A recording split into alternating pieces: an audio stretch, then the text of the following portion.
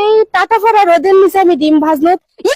আমার ডিম হয়ে গেছে, দেখো দেখো দেখো। হ্যাঁ হ্যাঁ আপা দেখছি আপনার রোদের তাপে ডিম বাজি হয়েছে, অন্য কিছু বাজি হয় নাই তো? অন্য কিছু বাজি হলে কিন্তু সমস্যা।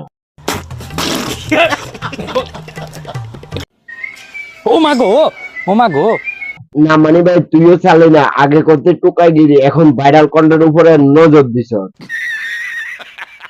রোদের তাপে নাকি ডিম ভাজি হয়ে যাচ্ছে। হ্যাঁ তারা করবে রোদের তাপে ডিম বাজি, আর আমি তাদেরকে করবো রোদের তাপে বাজি বাজি করে রোস্ট করবো। কি বলেন আপনারা? হে গাইস, আসসালামু আলাইকুম, দিস ইজ রায়হান, ওয়েলকাম। রাখলাম কারণ এখানে রোদের তাপটা বেশি। তো এখন আমি এখানে তেল দিব, না মানে ভাই গরম করে নিয়ে টিকটকাররা আজকাল কন্টেন্ট বানিয়ে ফেলছে। তেল দিয়ে তারপরে ডিম দিব। আর একটা গজব পেরিয়ে তারা মজা নিতেছে, আর কিছু কিছু মানুষ বৃষ্টির জন্য পাগল হয়ে গেছে, আর তারা রোদে